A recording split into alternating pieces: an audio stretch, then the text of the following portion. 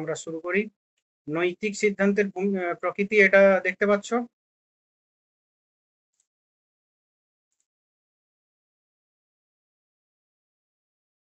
বেশ, ঠিক আছে। তো আগের দিন আমরা পড়িয়েছিলাম কি নীতিবিদ্যার স্বরূপ, তাই তো? নীতিবিদ্যার স্বরূপ আমরা কি পড়িয়েছিলাম? যে যেখানে ভালো মন্দ, নৈতিক অনৈতিক, উচিত অনুচিত, সঠিক ভুল, তাই তো, এইসব নিয়ে আলোচনা করি, সেটাকে বলা হয় নীতিবিদ্যা। নীতিবিদ্যা প্রসঙ্গে অনেকগুলো সংজ্ঞা দেখেছিলাম। তার মধ্যে লাস্টে আমরা একটা ম্যাকেঞ্জির একটা সংজ্ঞা পেয়েছিলাম, সেই সংজ্ঞাটাকে আমরা বিশ্লেষণ করে দেখিয়েছিলাম যে নীতিবিদ্যা একটি বিজ্ঞান, এটি আদর্শনিষ্ঠ বিজ্ঞান এবং এটি ব্যবহার সম্বন্ধীয় বিজ্ঞান। কিসের ব্যবহার? মানুষের, তাই তো, এবং কেমন মানুষের? যাদের বুদ্ধি সচল আছে, তাই তো। তো সেরকম মানুষের আচরণ সম্বন্ধীয় বিজ্ঞান, এটা দেখিয়েছিলাম। আরেকটা জিনিস যে নীতিবিদ্যা সম্পর্কে একেবারে প্রাথমিক ধারণা, সেই প্রাথমিক ধারণা আমরা বলেছিলাম কি আগের দিন যে মোরাল, নৈতিক এবং অনৈতিক এবং ননৈতিক, আমরা যে কথাগুলো ব্যবহার করি, তার প্রকৃত অর্থ কি, নীতিবিদ্যায় কি অর্থে নেওয়া হয়ে থাকে বা নেওয়া হয়েছে। এখানে আমরা বলেছিলাম কি নৈতিক এবং ননৈতিক বা অনৈতিক। এই ননৈতিক এবং বা অনৈতিক কেন বললাম? এই বিষয়ে আমাদের মধ্যে অনেক ভ্রান্ত ধারণা তৈরি হয়, ভুল ভ্রান্তি সৃষ্টি হয়। আসলে যদি আমরা তিনটেকে পাশাপাশি ধরি, তাহলে আমরা দেখতে পাবো কি একটা হচ্ছে মোরাল অ্যাকশন, একটা নৈতিক কর্ম, একটা হচ্ছে কি নন মোরাল অ্যাকশন যেটা অনৈতিক কর্ম, আরেকটা হচ্ছে ইমোরাল অ্যাকশন, সরি নন মোরাল অ্যাকশন যেটা হচ্ছে যে নীতি বহির্ভূত কর্ম, আরেকটা হচ্ছে কি ইমোরাল অ্যাকশন যেটা হচ্ছে অনৈতিক কর্ম। নীতিবিদ্যার আলোকে এই মোরাল অ্যাকশন এবং হচ্ছে ইমোরাল, এই দুটোকে একই মানে নৈতিকতারই দুটো সদর্থক এবং নঙর্থক দুই অর্থে নিয়ে এই দুটোকেই মোরালের অন্তর্ভুক্ত করা হচ্ছে, তাই তো। নৈতিকভাবে ভালো এবং মন্দ, মোট কথা সেটাকে টোটালটা কি মোরালের অন্তর্ভুক্ত করা হচ্ছে, যে যেটা হচ্ছে নৈতিকতা যুক্ত ক্রিয়া আর কি, তাই তো। নৈতিকতার মধ্যে পড়ে, সেটা একটা সদর্থক হতে পারে, একটা নঙর্থক হতে পারে। আগের দিন একটা উদাহরণ দিয়ে দেখিয়েছিলাম যে মানি পার্টস, মানি পার্টসটার একটা উদাহরণ দিয়ে দেখিয়েছিলাম যে আমরা যদি কারো কোনো বন্ধুর মানি পার্টস, আমি দেখলাম যে বন্ধুটার মানি পার্টস পড়ে গেল কিন্তু আমি ফেরত দিলাম না, সেটা অবশ্যই কি অনৈতিক ক্রিয়া। নৈতিক ক্রিয়া কোনটা? না আমি দিয়ে দিলাম, এটা নৈতিক ক্রিয়া, তাই তো। একই একই জিনিস, তাহলে দুটোই কিন্তু দেখো দুটো ক্রিয়া, এখানে দুটো কর্ম নৈতিকতার মধ্যে পড়ে। তার জন্য মোরাল অ্যাকশন আর ইমোরাল অ্যাকশন। আরেকটা হচ্ছে কি নন মোরাল অ্যাকশন। নন মোরাল কোনো কোনো বইয়ে দেখবে নৈতিক ক্রিয়া বাংলা করেছে। তো সেটা এই অর্থে আরো পরিষ্কারভাবে বোঝানোর জন্য, যেটা নীতি বহির্ভূত ক্রিয়া, যেটা নীতিবিদ্যার আলোচনার বিষয়বস্তু নয়, যে সকল ক্রিয়া, সেই সকল ক্রিয়াকে বলা হয়। তো যাই হোক, আমরা এখানে এই মোরাল এবং ইমোরাল এই দুটোকে একসঙ্গে মোরালের মধ্যে ফেলবো, সদর্থক এবং নয়ার্থক দিক এটা দুটো ভেবে। আরেকটা হচ্ছে নন মোরাল, অনৈতিক ক্রিয়া বা এখানে ননৈতিক ক্রিয়া, দুটো অর্থ করা হচ্ছে, মানে দুটো নাম দেওয়া হচ্ছে। নন মোরাল, এটা আমাদের দর্শনের ভাষায় সব থেকে ভালো। অনৈতিক যদি করা হয়, সরি নৈতিক যদি করা হয়, আমরা নেগেশন যদি সামনে দিই, লজিকে দেখেছি পুরোটা নেগেশন। নৈতিক, নৈতিক আর নৈতিক, কিন্তু এখানে বেশিরভাগ ক্ষেত্রে বাংলা করা হয়েছে অনৈতিক, তাই তো। অনৈতিকটাকে বলা হচ্ছে কি নীতি বহির্ভূত ক্রিয়া, এটা আমাদের পরিষ্কার মনে রাখতে হবে।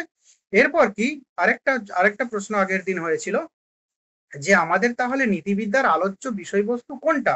নীতিবিদ্যার আলোচ্য বিষয়বস্তু কি নৈতিক মানে ইচ্ছামূলক ক্রিয়া, নাকি অনৈচ্ছিক ক্রিয়া, মানে ঐচ্ছিক ক্রিয়া নাকি অনৈচ্ছিক ক্রিয়া? অবশ্যই নীতিবিদ্যার আলোচনার বিষয়বস্তু যে ক্রিয়া দিয়ে হয় সেটা অবশ্যই ঐচ্ছিক ক্রিয়া, মানে যেটা আমাদের বুদ্ধি সংজাত ক্রিয়া, আমাদের যেটা ইচ্ছা অনুযায়ী যে কর্মটা ঘটে সেটা হচ্ছে কি ঐচ্ছিক ক্রিয়া। আর অনৈচ্ছিক না, যেটা আমাদের ইচ্ছার দ্বারা সংঘটিত হয় না, আমাদের ইচ্ছার বা অনিচ্ছার সঙ্গে সম্পর্কিত নয়, তাই তো। ইচ্ছা বা অনিচ্ছাও হতে পারে। তো ইচ্ছা অনিচ্ছার সঙ্গে সম্পর্কযুক্ত যে ক্রিয়া সেটাকে বলা হচ্ছে ঐচ্ছিক ক্রিয়া। আরেকটা কি ইচ্ছা অনিচ্ছার সঙ্গে সম্পর্কযুক্ত নয় যে ক্রিয়া, সেটা অনৈচ্ছিক ক্রিয়া, তো বা নৈচ্ছিক ক্রিয়া এরকম বলা হয়েছে। তো যাই হোক, তো এই ঐচ্ছিক ক্রিয়াটা হচ্ছে আমাদের নীতিবিদ্যার আলোচনার বিষয়বস্তুর মধ্যে পড়ে। এই ঐচ্ছিক ক্রিয়া সংক্রান্তই আমাদের নৈতিকতা, নিয়ম ইত্যাদি খাটে। তো যাই হোক, তাহলে ঐচ্ছিক ক্রিয়া কোনটা? যেটা আমাদের বুদ্ধি সঞ্জাত, আমাদের বুদ্ধির দ্বারা যেটা আমাদের সম্পাদিত হয়, যেটা আমাদের ইচ্ছার দ্বারা সম্পাদিত হয়, তাই তো? যে কোনো সচেতন ক্রিয়াই হচ্ছে ঐচ্ছিক ক্রিয়া। আরেকটা কি, যেটা নিরৈচ্ছিক ক্রিয়া বা অনৈচ্ছিক ক্রিয়া, সেগুলো কোনগুলো? না, সেগুলো হচ্ছে যে আমাদের স্পন্টেনিয়াস অ্যাকশন, রিফ্লেক্স অ্যাকশন, এই সবগুলো। তো আমাদের অভ্যাসজাত ক্রিয়া, আমাদের কি বলবো, আরেকটা হচ্ছে যে রিফ্লেক্স, ওই যেটা হাত ছড়ানো, অঙ্গভঙ্গি, সুর কান্না, তারপর তোমার অভ্যাসজাত ক্রিয়া, এই সকলগুলো সবই কিন্তু অনৈচ্ছিক ক্রিয়ার মধ্যে পড়ছে।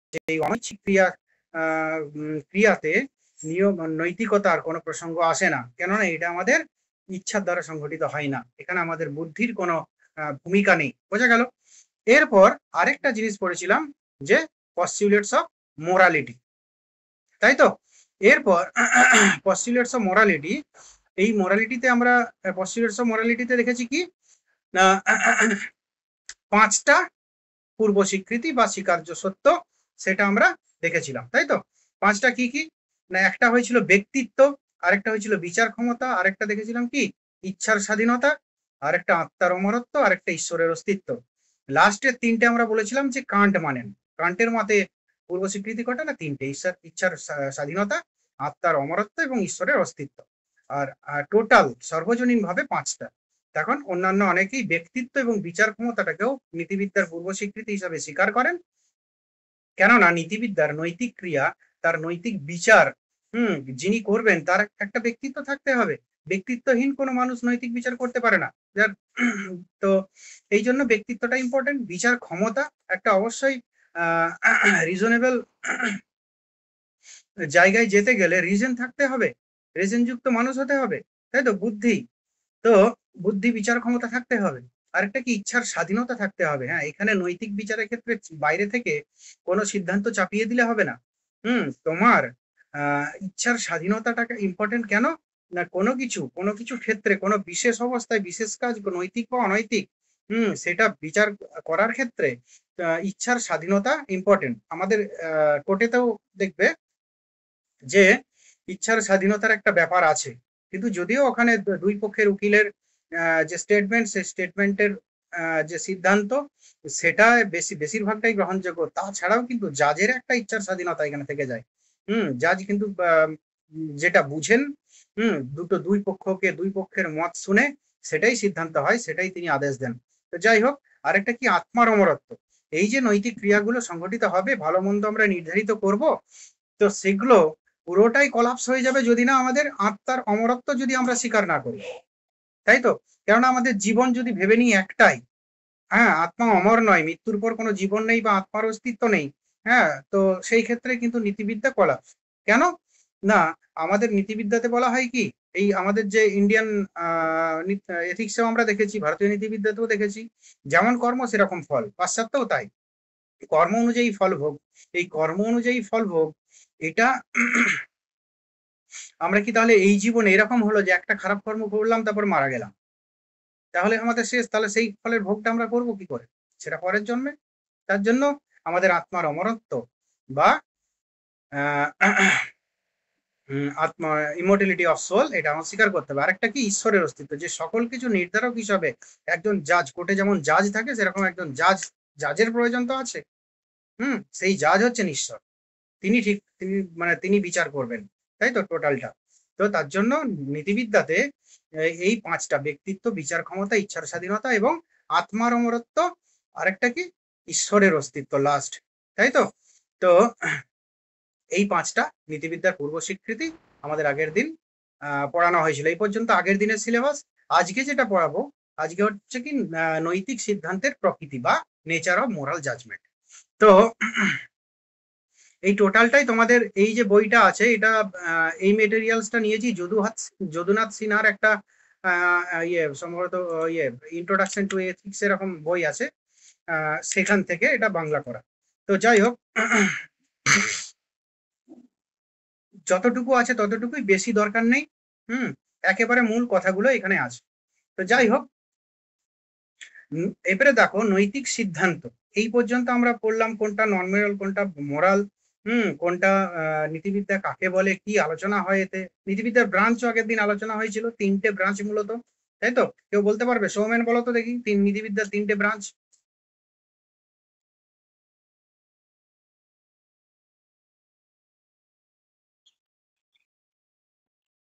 এই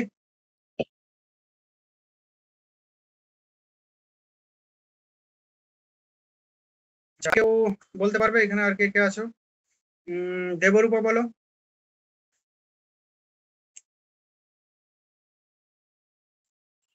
বলো বলো, নীতিবিদ্যার কটা ব্রাঞ্চ প্রধানত, মূলত, প্রাথমিকভাবে কটা ভাগে ভাগ করা যায় নীতিবিদ্যাকে?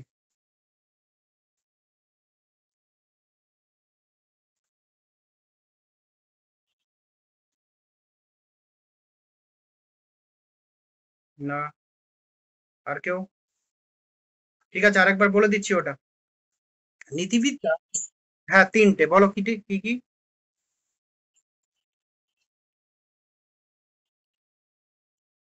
একদম একদম, এই 3টে ভালো করে মনে রাখো। এরপর অনেক আমাদের গোলমাল আছে বিভাগের মধ্যে, কোনটার মধ্যে কোনটা আছে, সেসব বলে দিচ্ছি একবার। কিন্তু মূলত বিভাগ নীতিবিদ্যার একদম প্রাথমিক 3টে বিভাগ, তাই তো?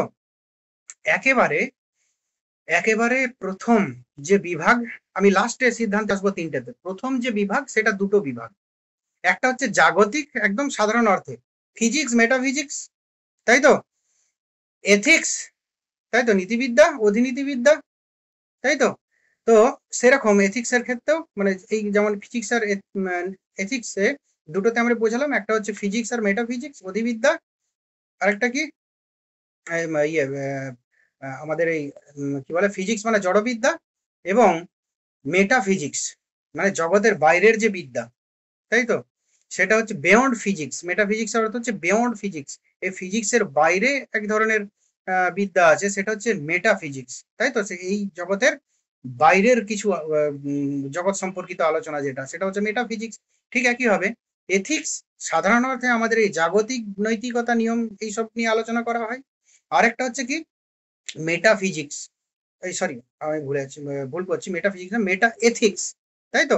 মেটা এথিক্স, এথিক্স আর মেটা এথিক্স। এথিক্স মানে কি, যেটা হচ্ছে আমাদের একেবারে মানে নিম্ন, যে আগের দিন বলছিলাম বিভাগটা, যে কোনটাকে আমরা আমরা কোন একটা কাজকে আমরা ভালো বলছি, মন্দ বলছি, তাই তো? নীতিবিদ্যায় তাহলে সাধারণভাবে কি বলছি না, যে বিদ্যায়, যে আলোচনায়, যে শাস্ত্রে ভালো মন্দ, উচিত অনুচিত, যথার্থ অযথার্থ সম্পর্কিত আলোচনা করা হয়, সেটাকে নীতিবিদ্যা বলা হয়। এই যে প্রাথমিক সংজ্ঞাটা দিচ্ছি, এটা কিসের উপর? না, একটা জেনারেল নীতিবিদ্যার উপর একটা সংজ্ঞা দিচ্ছি, এটা আমরা নীতিবিদ্যা বলছি। এরপর বিয়ন্ড এথিক্স, অধিনীতিবিদ্যা, সেটা কি? সেখানে শুধুমাত্র এই এই এরকম আলোচনা নয় যে আমি ভালো মন্দ, যথার্থ অযথার্থ, উচিত অনুচিত বিষয়ক যে কর্ম বা যে আলোচনা, সেগুলোকে আমরা নীতিবিদ্যা বলি, এরকম নয়। এখানে হচ্ছে যে আমরা যে ভালো কথাটা বলছি, মন্দ কথাটা বলছি, এই যে ওয়ার্ডটা, এই যে শব্দটা, তাহলে ভালো মানে কি, তাই তো? মন্দ মানে কি, উচিত মানে কি, অনুচিত মানে কি, এই যে যখন নীতিবিদ্যায় ব্যবহৃত বিভিন্ন পরিভাষা নিয়ে আলোচিত হয়, তখন সেটাকে বলা হচ্ছে অধিনীতিবিদ্যা। আর যখন ইন জেনারেল নীতিবিদ্যা, সেটাকে নীতিবিদ্যা। এরপর এটাকে বলা হচ্ছে কি, যে নরমেটিভ এথিক বা আদর্শ বিদ্যা, তাই তো? আর আর কি বলা হচ্ছে না, আর হচ্ছে আর ব্যবহারিক নীতি। এই দুটো, একটা আদর্শ বা নিয়ম নিষ্ঠ বা ডেসক্রিপটিভ এথিক্স বলা হচ্ছে, ডেসক্রিপটিভ এথিক্স আর হচ্ছে ব্যবহারিক। যেখানে দেখো পার্থক্যটা খুব সূক্ষ্ম, যেখানে কিছু নিয়ম, শুধু নিয়ম নৈতিকতার কথা বলা হচ্ছে, যে ভালো মন্দ, উচিত অনুচিত, উচিতার্থক বিষয় নিয়ে যে শাস্ত্র বা শাস্ত্রে আলোচনা করা হয়, তাকে বলা হচ্ছে কি, নরমেটিভ। কেননা এখানে কিছু নিয়ম, নর্ম নিয়ে আলোচনা করা হচ্ছে। আর ডেসক্রিপটিভ এথিক্স কি, নরমেটিভ এথিক্সেরই একটা ভাগ, মানে ওই একই কথা, যে যখন আমরা কোনো একটা মানে ঘটনাকে ব্যাখ্যা করছি কিভাবে, না ডেসক্রিপশন মানে ব্যাখ্যা করছি নীতিবিদ্যা মানে ব্যাখ্যার মাধ্যমে, যেমন হচ্ছে ধরো হিডোনিজম, সুখবাদ, ওটা কিন্তু ডেসক্রিপটিভ নীতিবিদ্যার মধ্যে পড়ে। কেন না, এখানে কিন্তু ডেসক্রাইব করে বলে দেওয়া হচ্ছে, বিভিন্ন উদাহরণ দিয়ে বুঝিয়ে দেওয়া হচ্ছে, তাই তো। আরেকটা হচ্ছে প্র্যাকটিক্যাল এথিক্স। তাহলে নরমেটিভ এথিক্স প্রথমটা, তাই তো। নরমেটিভ এথিক্স এর দুটো ব্রাঞ্চ, একটা হচ্ছে ডেসক্রিপটিভ এথিক্স আর একটা হচ্ছে প্র্যাকটিক্যাল এথিক্স। প্র্যাকটিক্যাল এথিক্সে কি করা হচ্ছে, একটু একটু অন্য ধরনের, যে বাস্তবিক বিভিন্ন সমস্যার সমাধান, বাস্তবিক জীবনে, বাস্তবিক সমাজে বিভিন্ন সমস্যার সমাধান যখন নীতিবিদ্যার সমাধানে, যখন নীতিবিদ্যার কি বলবো কনসেপ্টটা, নীতিবিদ্যার ধারণা সাহায্যে সেই সমস্যার সমাধান চেষ্টা করা হচ্ছে বা করা হচ্ছে, তখন সেটা বলা হচ্ছে ব্যবহারিক নীতিবিদ্যা, তাই তো। তাহলে আমরা নীতিবিদ্যা মূলত তিনটে ব্রাঞ্চ পেয়ে গেলাম, নরমেটিভ বা ডেসক্রিপটিভ, 2 নাম্বার হচ্ছে ব্যবহারিক বা প্র্যাকটিক্যাল এথিক্স, 3 নাম্বার হচ্ছে মেটা এথিক্স, তাই তো, অধিনীতিবিদ্যা। প্রথমেরটা কি, নিয়মনিষ্ঠ বা আদর্শনিষ্ঠ নীতিবিদ্যা, দ্বিতীয় হচ্ছে কি ব্যবহারিক নীতিবিদ্যা, তৃতীয় হচ্ছে কি মেটা এথিক্স বা অধিনীতিবিদ্যা। তিনটে নীতিবিদ্যার ব্রাঞ্চ প্রাথমিক যদি আমরা ভাগ করি। এরপর আমরা যাই যে ব্যবহারিক নীতিবিদ্যা। সৌমেন যেটা বলছিলে কনসেপচুয়াল একটু প্রবলেম আছে, তো মানে একটু মানে ভালোই প্রবলেম আছে। নীতিবিদ্যার ভাগ যদি বলি, সেটা শুধু লিগ্যাল এথিক্স নয় বা তোমার মেডিকেল এথিক্স নয়, legal ethics, medical ethics, media ethics, environmental ethics, এই সকলগুলো চলে যাবে কিসের, না ব্যবহারিক নীতিবিদ্যায় বা প্র্যাকটিক্যাল এথিক্স বা প্রায়োগিক নীতিবিদ্যার ক্ষেত্রতে চলে যাবে, আলোচনাতে চলে যাবে।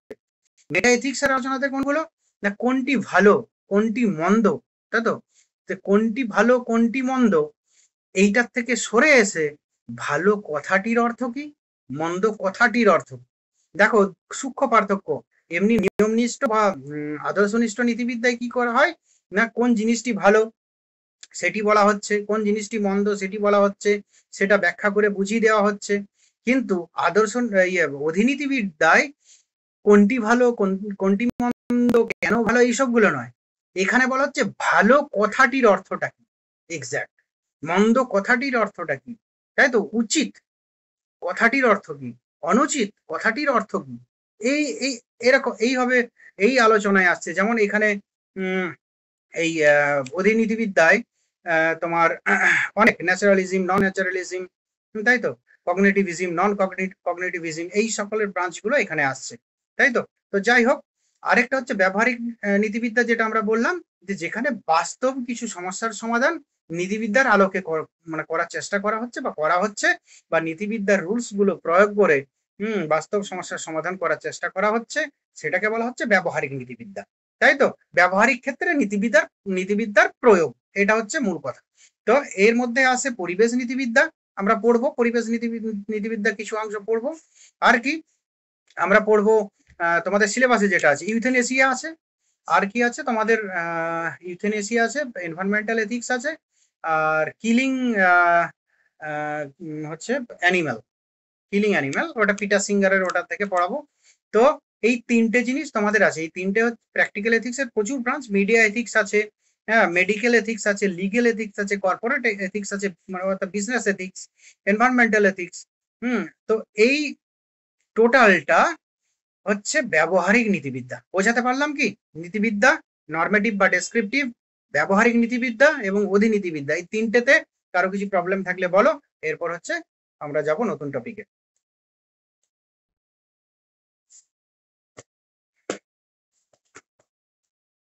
কারো কিছু প্রবলেম নেই তো? এরপর দেখো, এরপর নৈতিক সিদ্ধান্ত যে আমরা নির্ণয় করব, তাই তো, নৈতিক সিদ্ধান্ত নির্ণয় করব, নৈতিক সিদ্ধান্তটি কেমন হবে, তার প্রকৃতিটা কেমন, তাই তো।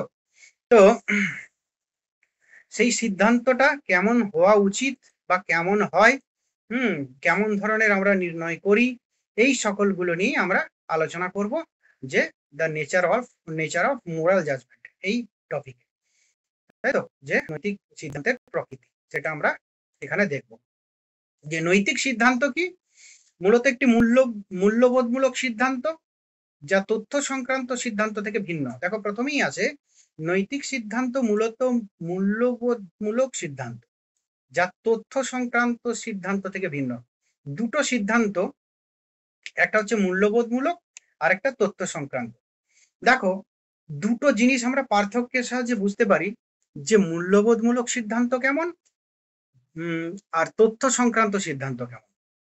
তথ্য সংক্রান্ত সিদ্ধান্ত হলো কেমন না, ধরো তুমি একটা সার্ভেতে গেলে, হ্যাঁ অনেক সাবজেক্টে সার্ভে আছে দেখবে, ex post factor method research মেথডোলজিতে।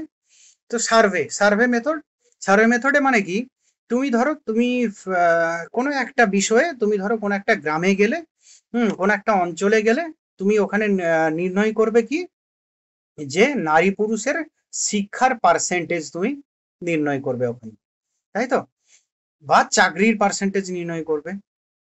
তো এই ক্ষেত্রে কি হয়, আমরা যতগুলো বাড়ির যতগুলো লোকের উপর সার্ভে করতে পারি, যতটি তথ্য আমার কাছে থাকে মানে তার ভিত্তিতে, ধরো আমরা 10টা ব্রাঞ্চে ভাগ হয়ে গেলাম, 4 জন করে আছি, চারজন করে আমরা এক একটা গ্রামে গেলাম, 10টা গ্রামের উপর সার্ভে করলাম। এরপর তারপর শেষে কি হবে, ওই 10টা ব্রাঞ্চে যে ভাগ হলাম সেই 40 জন, প্রথমে কি হবে, 4 জন করে এক একটি ব্রাঞ্চের সবাই প্রথমে তাদের হিসাবটা করবে, সেখানে কতজন নারী কতজন পুরুষ, শিক্ষিত অশিক্ষিত, শিক্ষিত অশিক্ষিত, সেখানে নারী এবং পুরুষ, অশিক্ষিত নারী এবং পুরুষ 4টে করবে। এবং তারপর সবাই মিলে ওই 10টা ব্রাঞ্চ একসাথে বসে সকলগুলো একসাথে করা হবে। সেখানে কি করা হবে, টোটালটার উপর শিক্ষিত নারী পুরুষ, অশিক্ষিত নারী পুরুষ। এরপর একটা সিদ্ধান্তে আসা হবে যে এই অঞ্চলটিতে টোটাল 10টি গ্রাম আছে, 10টি গ্রামের রিপোর্ট হচ্ছে এই যে শতকরা এখানে পুরুষরা 60% শিক্ষিত, নারীরা 50% শিক্ষিত, এরকম, বা পুরুষরা 80%, নারীরা 90%, এরকম দেখবে আমরা একটা সিদ্ধান্ত করি। এটা হচ্ছে তথ্য সংক্রান্ত সিদ্ধান্ত। তোমার হাতে যে ডেটা আছে সেই ডেটার তুমি বাইরে যেতে পারবে না। কিন্তু মূল্যবোধমূলক সিদ্ধান্ত সেটা হচ্ছে নৈতিক সিদ্ধান্ত। নৈতিক সিদ্ধান্তকে মূল্যবোধমূলক সিদ্ধান্ত বলা হয়। কেন না, এখানে ওই যে উচিতার্থক নর্মস যুক্ত হয়ে পড়ে, যে কি কোন একটা বিশেষ কাজের প্রেক্ষিতে আমার কি করা উচিত, কি সিদ্ধান্ত গ্রহণ করা উচিত, এখানে এইটা এসে পড়ে। উচিতার্থক যে ব্যাপারটা বা নৈতিক নিয়ম নীতির ব্যাপারটা এসে পড়ে বলে সেটা কিন্তু তথ্য সংক্রান্ত যে সিদ্ধান্ত তার থেকে কিন্তু পৃথক, তাই তো। তো ওই যে বললাম, যে কোনো একটা ধরো এরকম, যদি ধরো এরকম কোনো জায়গা আছে, কিছু কিছু জায়গা আছে দেখবে চুরি ছিনতাই হয়, তাই তো, বা এমন কিছু, ওটা চুরি ওইটা বাদ দাও, ওটা আবার বিতর্ক আসতে পারে, কেউ বলতে পারে না ওই জায়গাটি খুব ভালো, তো ওই সব ওখান থেকে বেরিয়ে আসাই ভালো। অন্য একটা উদাহরণ দিই, ওই সুন্দর একটা সাধারণ একটা উদাহরণ, যে সমাজে ধরো আমরা বাস করছি, তাই তো, আমাদের দায়িত্ব সবার সমাজের পরিবেশটাকে ঠিকঠাক ভাবে রাখা, তাই তো। তো এখানে আমি ধরো একটা অঞ্চলে গেছি, সেই অঞ্চলটার পুরোটা আমি ঘুরিনি, তাই তো, কিছু জায়গা ঘুরেছি, কিছু জায়গা ঘুরে দেখলাম একটু নোংরা আবর্জনা আছে, তাই তো, আমি সিদ্ধান্ত করে দিলাম যে এই জায়গাটি পুরোটি, যে আমাদের মিলের আমাদের যে আরোহ পদ্ধতি তার ভিত্তিতে আমি সিদ্ধান্ত করে দিলাম যে জায়গাটি নোংরা, জায়গাটি অপরিষ্কার, তাই তো। তো এখানে মূল্যবোধ, এইটা অপরিষ্কার, এটা হলো তথ্য সংক্রান্ত সিদ্ধান্ত। কিন্তু এটা মূল্যবোধ মূলক সিদ্ধান্ত হবে কখন, যখন আমি দেখব যে আসলে জায়গাটি অপরিষ্কার, কিন্তু কেন অপরিষ্কারের কারণটা কি বিশ্লেষণ করব। তো বিশ্লেষণ করে দেখতে পাচ্ছি যে এখানে কি মানুষের বেশিরভাগ মানুষই দরিদ্র সীমার নিচে, এবং বেশিরভাগ মানুষের শিক্ষার অভাব আছে, তাই তো, এবং তাদেরকে সচেতন করার মানুষেরও অভাব, তাই তো। তো তাহলে তাদের কাছে, যারা জানে না পরিষ্কার কিভাবে থাকতে হয়, তো সেই ক্ষেত্রে তাদের কাছে সেটা স্বাভাবিক, তাই তো। তো তখন আমাদের সিদ্ধান্ত করা উচিত যে এটা অবশ্যই এটা একটা অপরিষ্কার জায়গা, ঠিক আছে, কিন্তু যদি এখানের মানুষদেরকে প্রকৃত শিক্ষাদান করা হয় যে এইভাবে জিনিসপত্র মধ্যে ফেলা উচিত নয়, এইভাবে চলাফেরা করা উচিত, তাই তো, জিনিসপত্র একটা নির্দিষ্ট পাত্রে ফেলা উচিত, নির্দিষ্ট স্থানে ফেলা উচিত, কেন সমাজটা আমাদের সবার, তাই তো, তাহলে এরকমটা হতো না, তাই তো। বোঝাতে পারলাম দুটো সিদ্ধান্ত, ডাইরেক্ট আমি সিদ্ধান্ত আরো অনুমানের সাহায্যে করে নিলাম, সেটা হচ্ছে কি তথ্য সংক্রান্ত। আর মূল্যবোধ কোনটা, না যেখানে নীতি নৈতিকতার ভিত্তিতে আমরা সিদ্ধান্ত করি। আর এই প্রসঙ্গে তো আমাদের পূর্ব স্বীকৃতির ব্যাপার আছেই, যে জাজমেন্ট করতে গেলে আমাদের পূর্ব স্বীকৃতির ওর মধ্যে দেখো ব্যক্তিত্ব আছে, তাই তো, বিচার ক্ষমতা আছে, তাই তো, বুদ্ধিবৃত্তি, তারপরে আছে কি যে তোমার ইচ্ছার স্বাধীনতা, তাই তো। এখানে চাপিয়ে দেওয়া হচ্ছে না, তুমি সিদ্ধান্তটা করছো, কেউ হয়তো বলবে না তুমি কেন এরকম কথা বলছো, আমাদের সম্পর্কে এরকম কিছু কথা বলা যাবে না, এরকম যদি বলে তাহলে সেখানেও তুমি কোনো সিদ্ধান্ত করতে পারবে। তো যাই হোক, বোঝাতে পারলাম দুটো জিনিস, একটা হচ্ছে মূল্যবোধমূলক সিদ্ধান্ত, একটা হচ্ছে তথ্য সংক্রান্ত সিদ্ধান্ত। তো নীতিবিদ্যার সিদ্ধান্ত মূলত মূল্যবোধমূলক সিদ্ধান্ত। তো যাই হোক,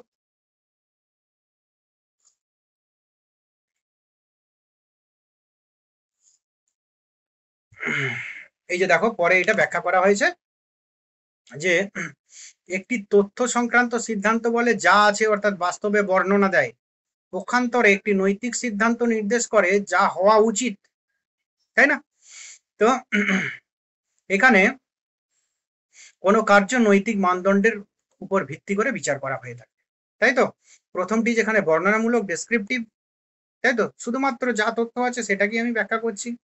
দ্বিতীয়টা কিন্তু মূল্যায়ন ভিত্তিক সমালোচনামূলক, তাই তো। যাই হোক, তাহলে নৈতিক সিদ্ধান্তের প্রকৃতি হলো মূল্যবোধমূলক, তাই তো।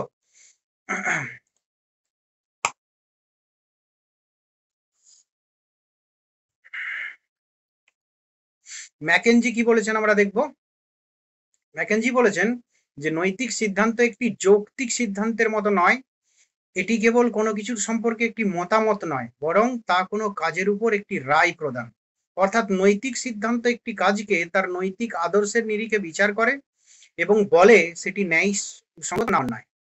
তো যে কোনো কাজকে যে তথ্য দেবে সেই তথ্যের ভিত্তিতে আমি একটা সিদ্ধান্ত করব, সেরকম সেটা ইম্পর্টেন্ট নয়। ইম্পর্টেন্ট হচ্ছে কি নৈতিক সিদ্ধান্তের ক্ষেত্রে যে নৈতিক আদর্শের নিরিখে বিচার করব, ন্যায়সঙ্গত করব বা ন্যায়সঙ্গত নয় এটা বলবো, এটা কিসের উপর, না এটা একটা আদর্শের নিরিখে। কেমন আদর্শ, নৈতিক আদর্শ, তাই তো। তো যাই হোক, এইভাবে যে নৈতিক সিদ্ধান্ত কেবল কার্যবস্তুর প্রকৃতি বিচার করে না, বরং তার নৈতিক মূল্য, তার সঠিকতা বা ভ্রান্ততা বিচার করে। এটি নির্দেশ করে যে আমাদের কর্ম কেমন হওয়া উচিত। তাহলে কর্ম কেমন আমরা কেমন ভাবে করা হয়েছে, হ্যাঁ, কর্ম কেমন ভাবে সম্পাদিত হয়েছে, হয়ে আসছে, এই সকল বিষয় নয়, কর্ম কিভাবে করা উচিত, এই উচিতার্থক বিষয়ের এখানে প্রয়োগ করা হয়েছে। কেন না মূল্যবোধ বা আদর্শমূলক যে কোনো কর্মের কি হওয়া উচিত, যে মানে কর্মের ভাবটা কেমন, যে এই কর্ম এরকম ভাবে হওয়া উচিত। ওই যে আমি যে উদাহরণটা দিলাম যে রাস্তাঘাটে নোংরা না ফেলে এখানে সঠিক শিক্ষা প্রয়োগ করা উচিত, শিক্ষা দান করা উচিত, এবং সঠিক শিক্ষায় শিক্ষিত করা উচিত, এবং কিভাবে সমাজে চললে নোংরা বাইরে মানে আবর্জনা থেকে মুক্ত চলা যায় সেই সম্পর্কে সঠিক জ্ঞান প্রদান করা উচিত। এবং এই সম্পর্কে কাদের, না সরকারের, সমাজের, সকলের, তাই তো। এখানে যথেষ্ট ইনিশিয়েটিভ নেওয়া উচিত। যাই হোক, এরপর মূল কথাটা বোঝা গেল, মূল্যবোধ মূলক সিদ্ধান্ত সেটা আদর্শের উপর, নৈতিক আদর্শের উপর নির্ভর করে। আর তথ্য সংক্রান্ত সিদ্ধান্ত সেটা কোনো নৈতিক আদর্শের উপর নির্ভর করে না, সেটা শুধুমাত্র যা ঘটে তার বর্ণনা দেয়, হ্যাঁ, যা দেখতে পাওয়া যায় তার উপর একটা সিদ্ধান্ত। যাই হোক, যা ডেটা পাওয়া যায় ডেটার বাইরে অতিরিক্ত কিছু নয়। এরপর মুরহেড মুরহেড বলছেন, কি বলছেন, যে প্রপোজিশন প্রপোজিশন আর জাজমেন্ট একই কথা অন্যভাবে বলছেন। প্রপোজিশন আমরা কিসে, আমরা দেখবে দুটো কথায় কিন্তু আমরা লজিকে অভিন্ন অর্থে প্রয়োগ করে থাকি, প্রপোজিশন এবং জাজমেন্ট। কিন্তু নীতিবিদ্যার ক্ষেত্রে প্রপোজিশন কথাটা ইউজ করা হয় না, লজিকের ক্ষেত্রে স্টেটমেন্ট, জাজমেন্ট, প্রপোজিশন পার্থক্য আছে, কিন্তু একটা ক্ষেত্রে তিনটে মোটামুটি ইউজ করা হয়। কপির লজিকেও আমরা দেখেছি। তো যাই হোক, নীতিবিদ্যার ক্ষেত্রে প্রপোজিশন এটা কি, এটা কিন্তু নৈতিক কোনো আদর্শের উপর নির্ভর করে নয়, বাহ্যিক কিছু তথ্য পাই তার ভিত্তিতে একটা সিদ্ধান্ত, সেটা হচ্ছে প্রপোজিশন। আর কি জাজমেন্ট কোনটা? জাজমেন্ট হচ্ছে নৈতিক বিচারের যে আমাদের সিদ্ধান্ত, সেটাকে এক একটা জাজমেন্ট, মোরাল জাজমেন্ট, এই কথাটাও তোমরা শুনেছো। মোরাল প্রপোজিশন আমরা বলি না, আমরা বলি মোরাল জাজমেন্ট, তাই তো, যেখানে আদর্শের স্থান আছে। তো ওই জন্যই মুরহেড কি বলছেন, যে নৈতিক সিদ্ধান্ত যুক্তির সংজ্ঞায় প্রপোজিশন অর্থে জাজমেন্ট নয়, বরং এটি বিচারালয়িত অর্থে, অর্থাৎ সেন্টেন্স অর্থাৎ রায় অর্থে একটি সেন্টেন্স অর্থাৎ রায়। আমরা যখন কোনো কাজকে নৈতিকভাবে বিচার করি তখন আমরা সেই কাজটির উপর একটি রায় দিই।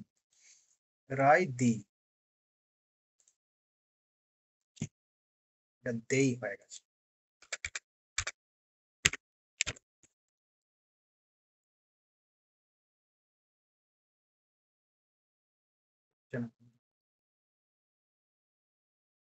রায় দিয়ে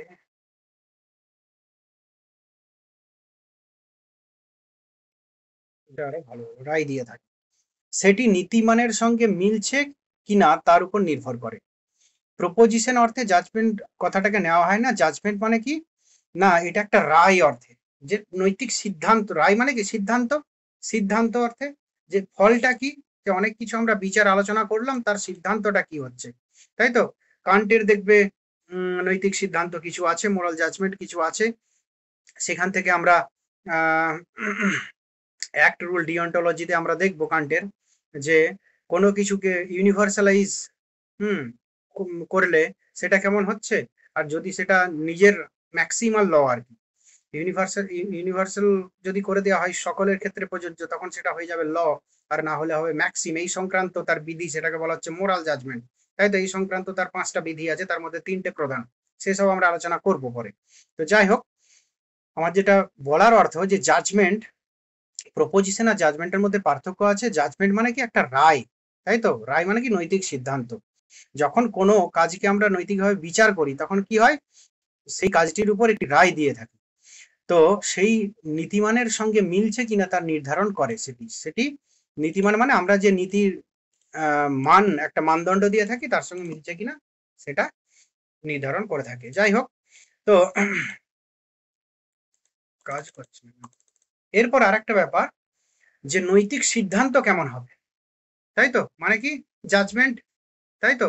সেই জাজমেন্টটা আমার আসতে গেলে আমার কিছু প্রক্রিয়ার মাধ্যমে তো আমাকে আসতে হবে, সেই প্রক্রিয়াটা কিন্তু একই, যেটা আমরা ফর্মাল লজিকে আমরা দেখেছি, বা আমরা আরোহ অনুমানে আমাদের মানে ডিডাকটিভ এবং ইন্ডাকটিভ, ডিডাকটিভের একটা পার্ট হচ্ছে ফর্মাল লজিক, তো ইন্ডাকটিভেও আমরা যেটা দেখেছি, আর বা ন্যায় দর্শনের ক্ষেত্রে আমরা দেখেছি, তাই তো। ন্যায়ের ক্ষেত্রে পঞ্চবিবী, ত্রিঅবয়বী যে ন্যায়, পঞ্চবিবীর ক্ষেত্রেও সেম। তো বুঝতে সুবিধার জন্য ত্রিঅবয়বীটাই যদি চোখের সামনে তোমাদের ভাসে তাহলে সুবিধা হবে, যে এই সিদ্ধান্তটা কি, যে কোনো সিদ্ধান্তই কিন্তু অনুমান ভিত্তিক যেমন হয়, সেরকম নৈতিক সিদ্ধান্ত একটি অনুমান ভিত্তিক। কেন না, এখানে কিছু আমরা প্রথমে যেমন লজিকের ক্ষেত্রে কিছু আশ্রয় বাক্য থাকে, তার ভিত্তিতে এক বা একাধিক আশ্রয় বাক্যের ভিত্তিতে যখন একটি সিদ্ধান্ত করা হয় তখন সেটা কি অনুমানের বিষয়। এবারে অনুমানে আরোহ অবরোহ পার্থক্য হয়ে যাচ্ছে কি, যখন বিশেষ থেকে সামান্য সিদ্ধান্ততে আসছি, সামান্য থেকে বিশেষ সিদ্ধান্ততে আসছি, সেটারই পার্থক্য, তাই তো। তো বিশেষ থেকে সামান্য সেটা হচ্ছে অবরোহ, আর সামান্য থেকে বিশেষে যাচ্ছি তখন সেটা আরোহ। ভুল বললাম আমি, প্রথমটা আরোহ, যে বিশেষ থেকে সামান্য এটা হচ্ছে আরোহ।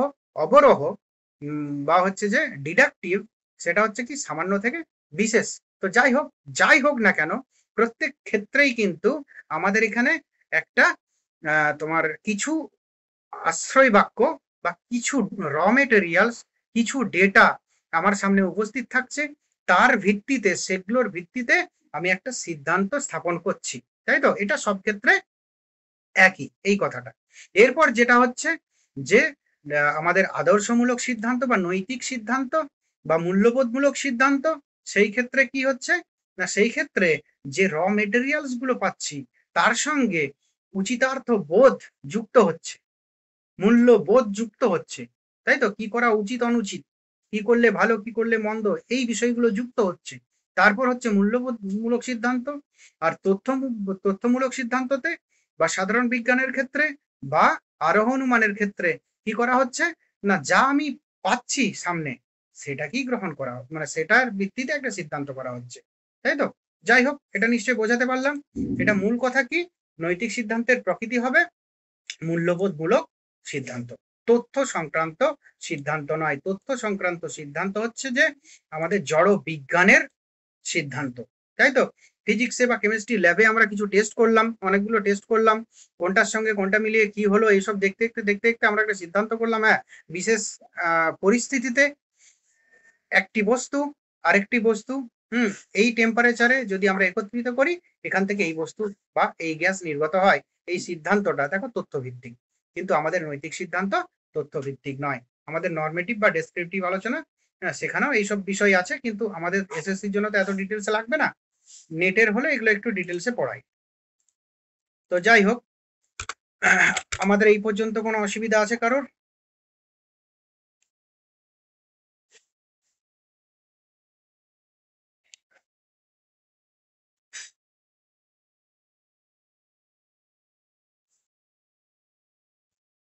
অসুবিধা নেই তো? এখানটায় দেখো আরেকটা জিনিস, তো দেখো যে বেশিরভাগ ক্ষেত্রে যুক্তির উপাদানটি অন্তর্নিহিত থাকে কেবল জটিল ও অনিশ্চিত পরিস্থিতিতে বা প্রতিফলনমূলক বিশ্লেষণে এই প্রক্রিয়াটি স্পষ্টভাবে চেতনায় আসে। এমন ক্ষেত্রে নৈতিক মানদণ্ডগুলি মনসংযোগের ক্ষেত্রে এসে উপস্থিত হয় এবং সচেতনভাবে সেটি কাজটির উপর প্রয়োগ করা হয়। কিন্তু সাধারণভাবে নৈতিক সিদ্ধান্তগুলো হয়ে থাকে তাৎক্ষণিক এবং অন্তর্দৃষ্টিগত, তাই তো? ব্র্যাডলি ভাষায় এগুলি হলো কি ইনটুইশন বেসড, এটা এটা ভুল আছে, সাবস্ট্রাটাম হবে, এটা সাবস্ট্রাটাম হবে।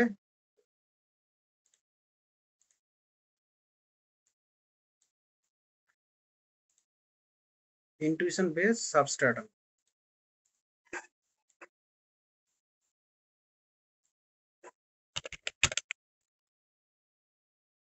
কি হচ্ছে, লেখা যাচ্ছে না?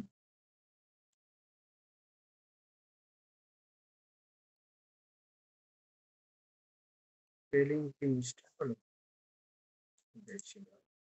সাবস্ট্রাটাম, হ্যাঁ। তো এটা কি, দেখো এখানে দুটো কথা এখানে আছে, যে বেশিরভাগ ক্ষেত্রে মানে অধিকাংশ ক্ষেত্রে যুক্তির উপাদানটা কি অন্তর্নিহিত থাকে, মানে আমাদের আশ্রয় বাক্যতে অন্তর্নিহিত থাকে, আমরা যে গিভেন তথ্য যেটা ডেটাগুলো পাচ্ছি তার মধ্যে অন্তর্নিহিত থাকে, তার থেকে একটা সিদ্ধান্ত হয়। কিন্তু নীতিবিদ্যার ক্ষেত্রে কি হয়, যে সিদ্ধান্তগুলো তাৎক্ষণিক এবং অন্তর্দৃষ্টিগত, যে ডেটাগুলো পাচ্ছি যে তথ্যগুলো পাচ্ছি সেগুলোকে বিচার করে আমরা একটা সিদ্ধান্ত করি, বিচার করার জন্য আমাদের কিন্তু ওই পূর্ব স্বীকৃতিগুলো আমাদের থাকে, তাই তো? এবং সেই সঙ্গে আমাদের নৈতিক কিছু মানদণ্ডও থাকে, তাই তো? তো এই সকল বিষয়ে আমরা একটা তাৎক্ষণিক সিদ্ধান্ত গ্রহণ করি, তাই তো? এবং এটা কিন্তু ব্যক্তি বিশেষে ভিন্নও হতে পারে। নৈতিক সিদ্ধান্ত বা আদর্শমূলক সিদ্ধান্ত বা মূল্যবোধমূলক সিদ্ধান্ত কিন্তু ব্যক্তি বিশেষে ভিন্ন হতে পারে, কিন্তু তথ্য সংক্রান্ত সিদ্ধান্ত ব্যক্তি বিশেষে ভিন্ন হতে পারে না। বুঝতে পেরেছো কথাটা? যে মূল্যবোধমূলক সিদ্ধান্ত বা নৈতিক সিদ্ধান্ত ব্যক্তি বিশেষে ভিন্ন হতে পারে, কেননা বিভিন্ন ব্যক্তির নৈতিক মানদণ্ড আলাদা, সমাজ বিশেষে আলাদা হতে পারে। দেখবে আমরা সমাজেও লক্ষ্য করি, এক বিষয় যে সমাজে একদম কি বলবো অনৈতিক, আবার অন্য সমাজে সেটা একেবারে নৈতিক, সেখানে অনৈতিকতার কোনো প্রশ্নই নেই। এক ফ্যামিলিতে যে কাজটা নৈতিক, অন্য ফ্যামিলিতে সেটা অনৈতিক, তাই তো?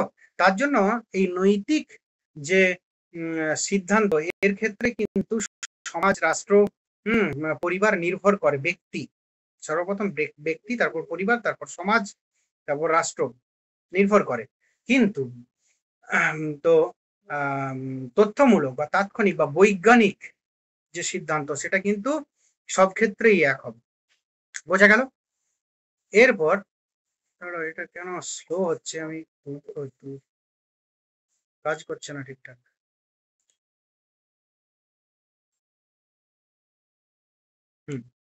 উঠেছে। এই যে দেখো, যে নৈতিক সিদ্ধান্ত, ওই যে বললাম ভেদ হতে পারে বলেই সঠিক বা ভুলের এই যে সর্বজনীন দৃষ্টিকোণ থেকে সঠিক বা ভুল হিসাবে বিবেচিত হয়। এই কথাটাই বলছিলাম তোমাদের, যে নৈতিক সিদ্ধান্তগুলো কি না, এটা যেহেতু ব্যক্তি বিশেষের বা সমাজ বিশেষের, রাষ্ট্র বিশেষের উপর নির্ভর করে, তাদের নৈতিক মানদণ্ডের উপর নির্ভর করে, তাই এটা সর্বজনীন দৃষ্টিকোণ থেকে কি সঠিক বা ভুল হিসাবে বিবেচিত হতে পারে। ধরো একটা সমাজের কর্ম আর একটা সমাজ বিবেচনা করছে, ভুল বলছে, তাই তো? আবার সেই সমাজের মানুষ বিবেচনা করছে ঠিক বলছে, ভুল ঠিক হতে পারে।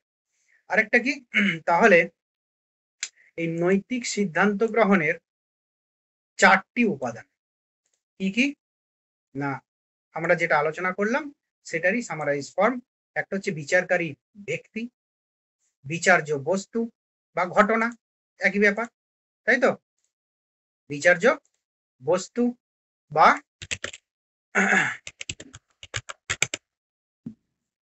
ঘটনা। আরেকটা হচ্ছে নৈতিক মানদণ্ড, এটাই হচ্ছে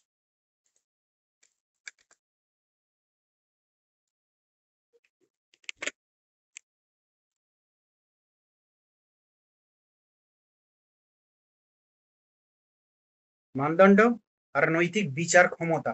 দেখো আমরা যে কোনো নৈতিক সিদ্ধান্তের ক্ষেত্রে আমরা 4টে যে আমাদের থাকতেই হবে, না হলে সিদ্ধান্ত করা যাবে না। প্রথম করে বিচারকারী ব্যক্তি থাকতে হবে এক বা একাধিক, বিচার্য বস্তু বা ঘটনা, কোন ঘটনা বা কোন বস্তুর উপর আমরা সিদ্ধান্ত গ্রহণ করবো, আদর্শমূলক বা নৈতিক সিদ্ধান্ত।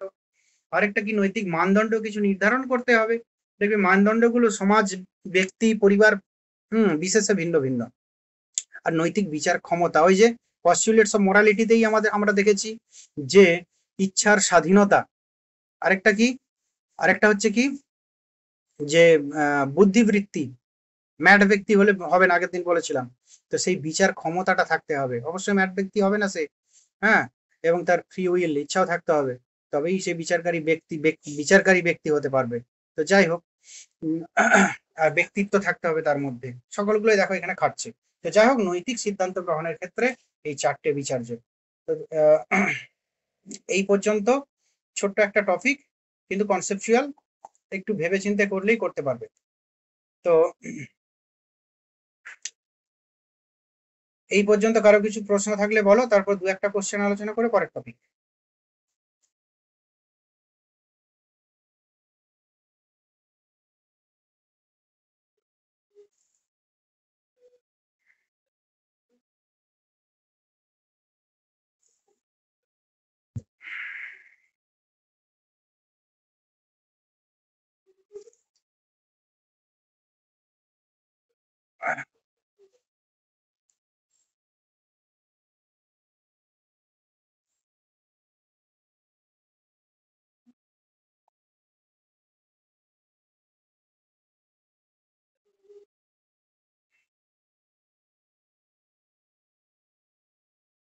এগারোটা বলো তো, দেখি কেউ পারো কিনা।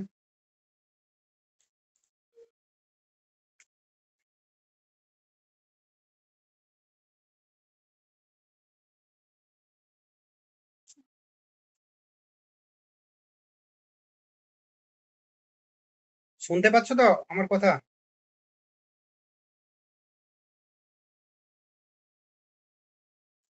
আমার কথা শোনা যাচ্ছে না?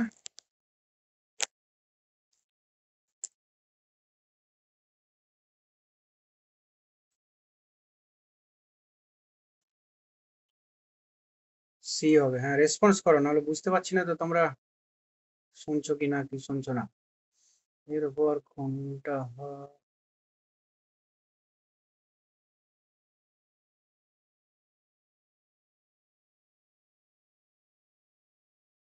7-এরটা বলো তো।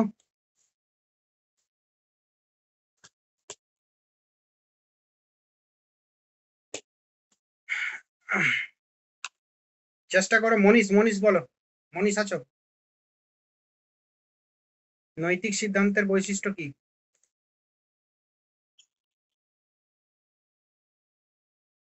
ভালো করে দেখো।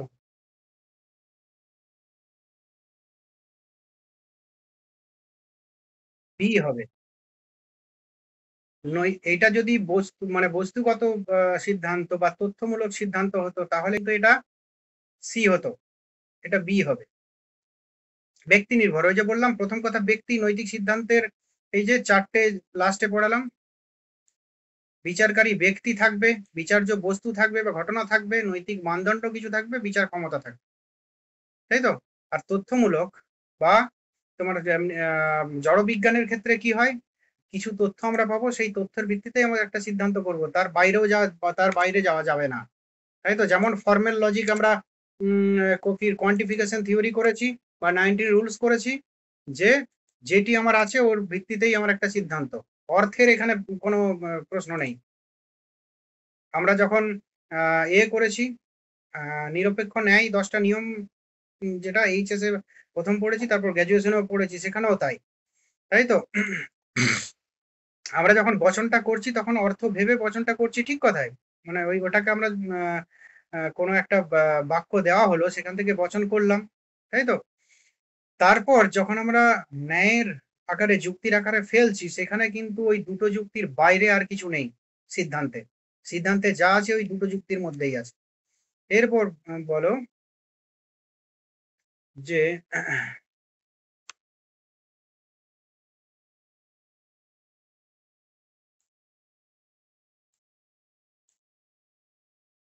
মুরহেড নৈতিক সিদ্ধান্তকে কি রূপে দেখেছেন?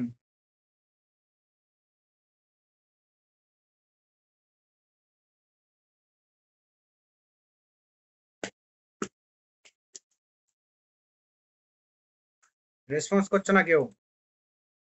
এটা হচ্ছে যে, বলো। এটা বি, বি। সি, রায়। হ্যাঁ, নৈতিক সিদ্ধান্তের কি রায়। তো এখানে যদি অনুমানের বদলে অ্যাজাম্পশন, সরি, অ্যাজাম্পশনের বদলে জাজমেন্ট থেকে যেত, তাহলে কিন্তু উত্তরটা কি হতো, জাজমেন্ট হয়ে যেত। দেখো, ওই জন্য জাজমেন্ট দেয়নি। এরপর দেখো, এই সিম্পল এইটা বলো তো, 2 নম্বরেরটা।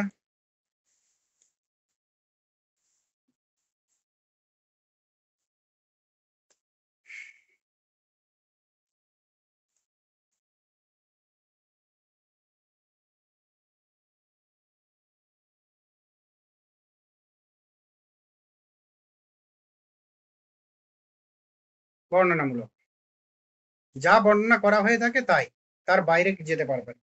আর নৈতিক সিদ্ধান্ত, এগুলো বলছি এই কারণে, এগুলো খুব জটিল নয় আর খুব ইম্পর্টেন্ট নয়, কিন্তু বেসিক কনসেপ্টটা ক্লিয়ার হবে। নৈতিক সিদ্ধান্ত কিসের উপর ভিত্তি করে গঠিত?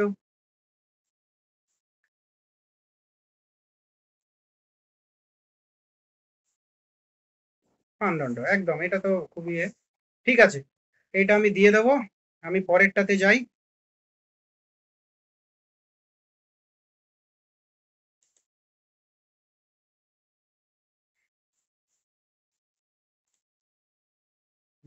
এরপর তোমাদের আছে নেচার অফ মোরাল জাজমেন্ট হলো, এরপর হলো এরপর অবজেক্ট অফ মোরাল জাজমেন্ট।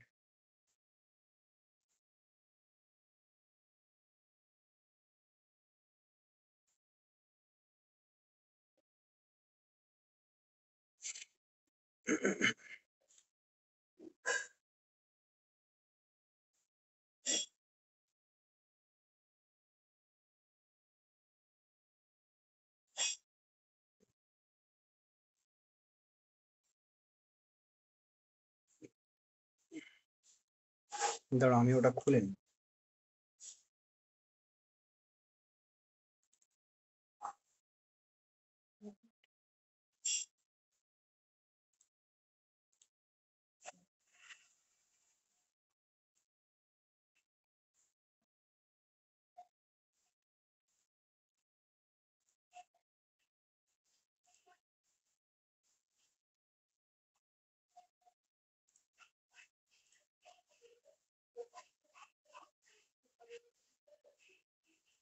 আশা করছি দেখা যাচ্ছে।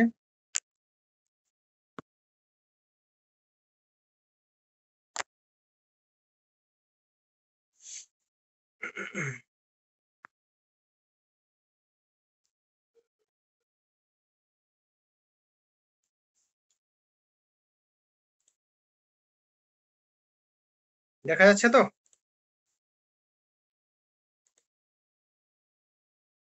বেশ।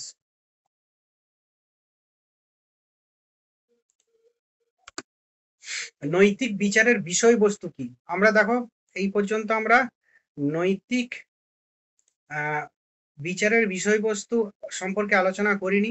আমরা এর আগে যে নৈতিক অবধারণ কেমন হবে, তাই তো, নৈতিক সিদ্ধান্তটি কেমন হবে, সেটা আমরা দেখলাম যে এটা হচ্ছে আদর্শমূলক হবে, তাই তো।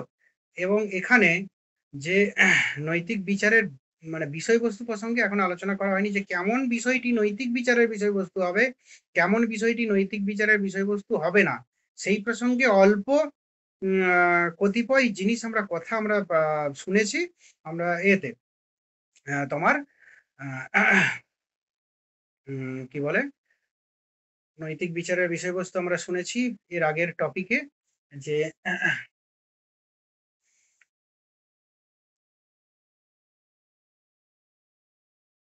বিষয় না, বিষয়বস্তু এর আগে শুনিনি। নৈতিক বিচারের বিষয়বস্তু আমরা শুনিনি, এই প্রথম।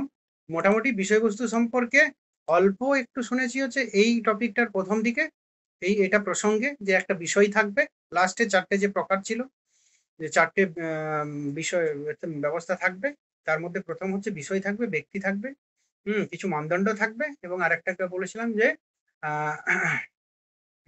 কি বলে, আরেকটা কি বলেছিলাম, বিচার মানদণ্ড, তোমার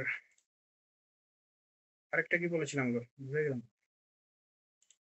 সিদ্ধান্তের প্রকৃতিতে মানদণ্ড, আর নৈতিক বিচার ক্ষমতা থাকবে, ওই ব্যক্তির ওই নৈতিক বিচার ক্ষমতা। যাই হোক, তো এরপর হচ্ছে যে standard object of moral judgment. হ্যাঁ, নৈতিক বিচারের বিষয়বস্তুটা কি, সেইটা আমাদের খুব ভালো করে দরকার। হ্যাঁ, আরেকটা যেটা বলতে গিয়ে ভুলে গেলাম, যে নৈতিক বিচারের বিষয়বস্তু আমরা কিছুটা অল্প পড়েছিলাম, যে আমাদের ঐচ্ছিক এবং অনৈচ্ছিক ক্রিয়া, যে আমাদের এটা কি ইচ্ছাপ্রসূত ক্রিয়া না অনৈচ্ছিক ক্রিয়া, এবং অনৈচ্ছিক ক্রিয়া ঐচ্ছিক ক্রিয়ার মধ্যে পার্থক্য অল্প কিছু বলেছিলাম, যে যেটা আমাদের বুদ্ধিজাত, যেটা আমাদের শতসঞ্জাত বুদ্ধিপ্রসূত নয়, সেই ক্রিয়াকে আমরা নৈতিক বিচারের বিষয়বস্তুর মধ্যে আনতে পারবো না। নৈতিক বিচারের বিষয়বস্তুর মধ্যে অবশ্যই আমাদের ইচ্ছাপ্রসূত ক্রিয়ায় এখানে এখানে কার্যকর। তো যাই হোক, ইচ্ছাকৃত ও অভ্যাসগত কাজ নৈতিক বিচারের বিষয়বস্তু। তো অনৈচ্ছিক কাজ, সেটা কি নৈতিক বিচারের আওতার বাইরে, মানদণ্ডের বাইরে। তো অভ্যাসগত কাজগুলিকে নৈতিক বিচারের আওতায় ধরা হয়, কারণ সেগুলি একাধিক ইচ্ছাকৃত কাজের পুনরাবৃত্তি থেকে উদ্ভূত, তাই তো। একটা সুন্দর উদাহরণ আছে, যে ধরো যে সিগারেট খায়, দোকানে গিয়ে সিগারেটটা ধরিয়ে লাইটারটা নিয়ে চলে গেল। অনেক ক্ষেত্রেই দেখা যায় দোকানি বলে যে লাইটার নেই, নিয়ে চলে যাচ্ছে। এইটা কিন্তু এইটা এক প্রকার মানে এটা অভ্যাসজাত ক্রিয়া, মানে এরকম করতে করতে তার অভ্যাসে পরিণত হয়ে গেছে ওটা। এটাও নৈতিক বিচারের বিষয়বস্তু কেন হচ্ছে না, একটা টাইম সে কিন্তু ইচ্ছা করেই নিয়ে যেত, ইচ্ছা করেই নিয়ে যেতে যেতে এখন এরকম হয়ে গেছে, যে দোকানেই যায় সে লাইটার নিয়ে চলে আসে, তাই তো। তো যাই হোক, এটাকেও নৈতিক বিচারের মানদণ্ডে ফেলা হচ্ছে। তো কিন্তু চূড়ান্ত হবে কেবল ইচ্ছাকৃত কাজই অন্যায় হিসাবে বিবেচিত হয়, তাই তো। তো যাই হোক, এই যে ইচ্ছাকৃত কর্ম, এই ইচ্ছাকৃত কর্মের তিনটে স্তর থাকে, তাই তো। আমরা কোন স্তরে কি কি আমরা পরে দেখব। তিনটে স্তর, কি কি স্তর না, একটা হচ্ছে কি, একটা হচ্ছে মানসিক স্তর, আরেকটা হচ্ছে জৈবিক স্তর, আর একটা বহির্জাগতিক স্তর, তাই তো। মানসিক স্তর কোনটা, ইচ্ছাকৃত কর্ম। ইচ্ছাকৃত কর্ম এই সংক্রান্ত ভারতীয় দর্শনে অনেক আলোচনা আছে, যে আমাদের কোনো কিছু বস্তু আমাদের কি হয়, প্রথমে আমাদের তার সম্পর্কে আমার ইচ্ছা হয়, তাই তো? ইচ্ছা হওয়ার পর আমার সেই বিষয়টা নিতে যাওয়ার ইচ্ছে হয়, প্রযত্ন হয়। তারপরে কি, প্রযত্নের পরে আমার শারীরিক ক্রিয়া হয়, যে আমি ওটা নিলাম, তাই তো? তো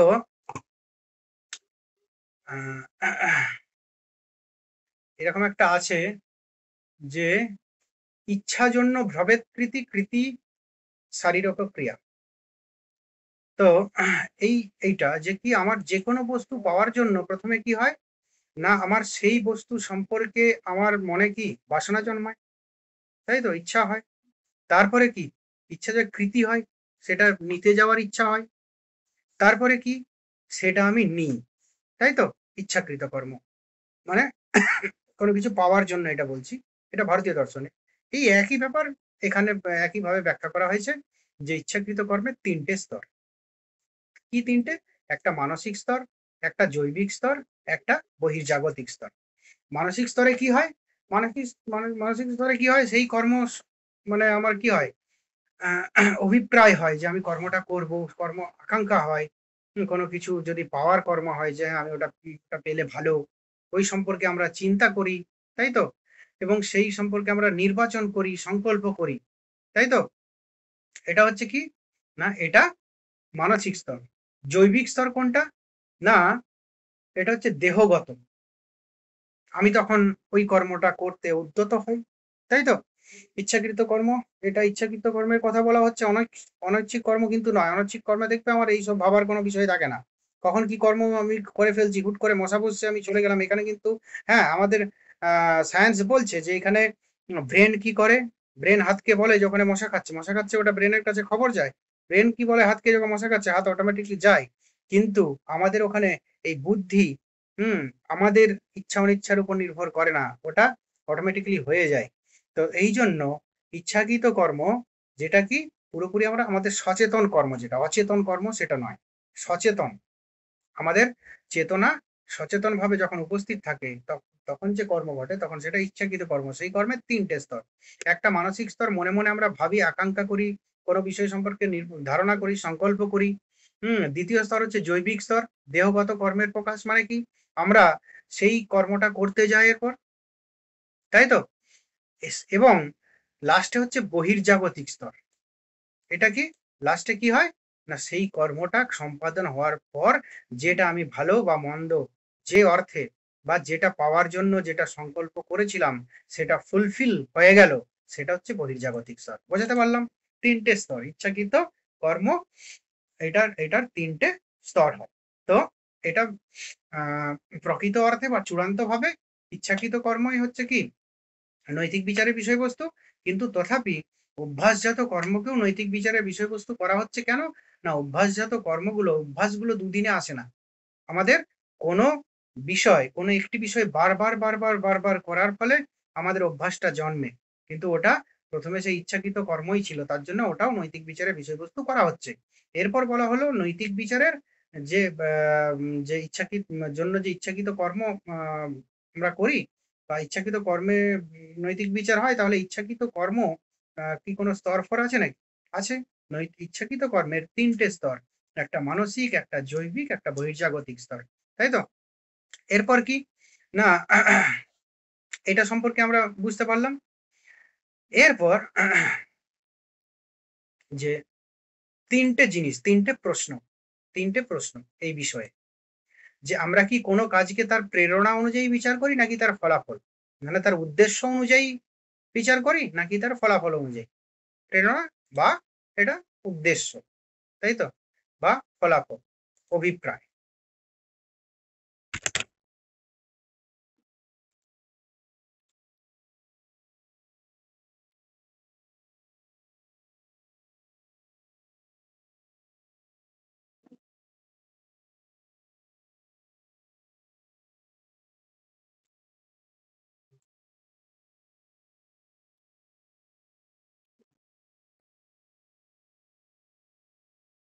উদ্দেশ্য অনুযায়ী বিচার করি নাকি তার ফলাফল বা অভিপ্রায়।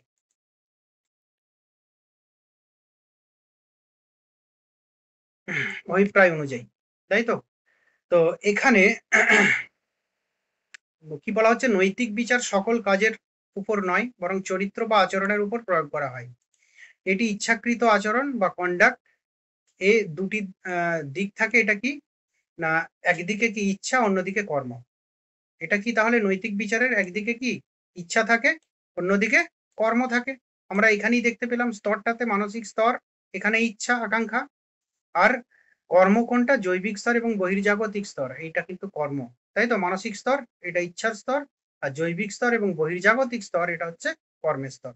অর্থাৎ একটি অভ্যন্তরীণ, একটি বাহ্যিক দিক। তাহলে মানসিক স্তর যেটা ইচ্ছাকৃত কর্মের, সেটা হচ্ছে অভ্যন্তরীণ দিক, এবং জৈবিক এবং বহির্জাগতিক যে স্তর, সেটা হচ্ছে বাহ্যিক দিক। তাই তো।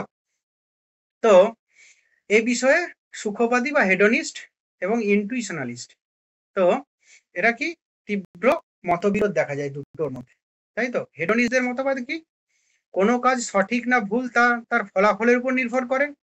যে হেডোনিস্টদের মূল মতবাদ আমরা পড়াবো, যে সর্বাধিক মানুষের সর্বাধিক সংখ্যক সুখ বা সর্বাধিক পরিমাণ সুখ লাভই হচ্ছে কি নৈতিক বিচারের বিষয়বস্তু তাদের মতে। তো তাদের ফলাফলটা কি, যে অনেকগুলো কাজ আছে, অনেকগুলো কাজের মধ্যে যেটা সর্বাধিক ফল মানে সুখ প্রদানকারী কর্ম, সেই কর্মটাই হচ্ছে এখানে অন্যতম প্রধান, মানে তাদের মতে। তাই তো, সেরকম কর্মই করা উচিত। তাহলে হেডোনিস্টদের বা সুখবাদীদের কি, কোনো কাজ সঠিক না ভুল, সেটা কি তার ফলাফলের উপর নির্ভর করে। তাই তো। তো বেনথাম এবং মিলের দুটি মত আছে, মোটিভ যদি বা উদ্দেশ্য, এই মোটিভ মানে তোমার উদ্দেশ্য যদি ভালো বা মন্দ হয়, তা তার প্রভাবের কারণে, প্রভাব মানে কি ফলাফলের কারণ। আরেকটা কি জেহেস মিল, কোনো কাজের নৈতিকতা তার মোটিভের উপর নির্ভর করে না, বরং কার্যকারীর মূল্য নির্ধারণে তার ভূমিকা আছে। মানে কি, এখানে মোটিভটা বা উদ্দেশ্যটা ইম্পর্টেন্ট নয়, এখানে অভিপ্রায় বা ফলাফলটা ইম্পর্টেন্ট, যে ফলাফলটা কি হচ্ছে সেটাই সুখবাদীদের মতে ইম্পর্টেন্ট। তাহলে এখানে যদি এরকম প্রশ্ন আসে যে সুখবাদীদের মতে কোনো কাজ ঠিক বা ভুল সেটা কিসের উপর নির্ভর করে, সেটা ফলাফলের উপর নির্ভর করে, সেটা অভিপ্রায়ের উপর নির্ভর করে। তাই তো। আর আর কি, আরেকটা ইনটুইশনালিস্টদের মতে কি না, উদ্দেশ্যটা ইম্পর্টেন্ট, যে আমরা কি উদ্দেশ্যে কর্ম সম্পাদন করছি, কি ইচ্ছাতে, কোন ইচ্ছাতে আমরা কর্ম সম্পাদন করছি, সেটা এখানে ইম্পর্টেন্ট। তাই তো, ইনটুইশনালিস্ট উদ্দেশ্যবাদীরা, এটা কে কে আছেন, ইমানুয়েল কান্ট আছেন। তাই তো। তো বাটলার আছেন, আর কি মার্টিনো আছেন, আছেন অনেকে, আমি মূল মতগুলো দিয়েছি। মার্টিনো। তো ইমানুয়েল কান্ট কি বলছেন, যে কোনো কাজের প্রভাব তার নৈতিক মূল্য দিতে পারে না। তার মতে কি, এই জগতে এমন কিছু নেই যা নিখাদভাবে ভালো বলা যায়, ভালো ইচ্ছা ছাড়া। তাই তো, গুডউইল, যেহেতু কান্ট আমরা আগেই দেখেছি গুডউইল মানে গুডউইল বা হচ্ছে যে ভালো ইচ্ছা বা হচ্ছে সঠিক ইচ্ছা। তো এইটা কান্টের মত আমরা আগেই জানি, সেহেতু সবকিছু সে কিন্তু গুডউইলের ভিত্তিতেই করবে। কান্টের যে নৈতিক পসিবিলিটিস অফ মরালিটি তিনটে, একটা কি ইচ্ছার স্বাধীনতা, একটা আত্মার অমরত্ব, আর একটা হচ্ছে কি ঈশ্বরের অস্তিত্ব। এই তিনটে তিনটে কিন্তু সব কান্টের যে কোনো নৈতিক মতবাদে কিন্তু প্রভাব খাটাবে, এটা মনে রাখতে হবে।